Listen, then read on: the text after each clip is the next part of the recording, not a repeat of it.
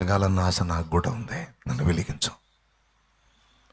ప్రజల కోసం వెలగనప్పుడు, నిన్ను నా యందు కలిగి ఉండి ఆ వెలుగును లోకానికి చూపనప్పుడు నేను భూమి మీద ఉండి ప్రయోజనం ఏంటని ప్రార్థించా.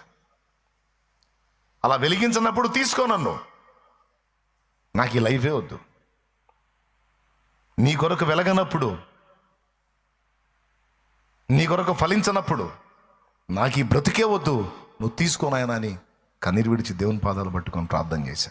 నిజంగా ఆత్మీయులైన వాళ్ళకి ఈ మాటలు అవసరం. వాళ్ళు తీసుకుంటారని చెప్తున్నాను.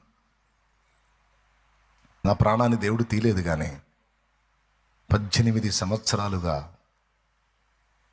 ఆయన కృప నాకు ఇచ్చి, నేను ఆశించిన రీతిలో, ఆయన కోరుకున్న రీతిలో ఆయన తన వెలిగింపును నాకు అనుగ్రహించి ఆయన కార్యాలు ఆయన జరిగిస్తూ ఉన్నాడు. ఒకవేళ నీ ప్రార్థన కూడా ఇదే అయి ఉంటే, ఈరోజు నా దేవుడు నీలో జరిగించాల్సిన నూతన కార్యం అదే. నిన్ను వెలిగించాలొక నక్షత్రంగా. అది నేను చూడాలి. నీ సాక్ష్యం పరిమళించాలి. నీ జీవితం అనేకులకు దీవెనకరంగా మారాలి, ఆశీర్వాదకరంగా మారాలి. అతడు నిజంగా మాకు వెలుగో, ఆమె నిజంగా మాకు వెలుగో. దేవుడు మా కొరకై పంపిన నక్షత్రం ఆమె. దేవుడు మాకై పంపిన నక్షత్రం అతడు.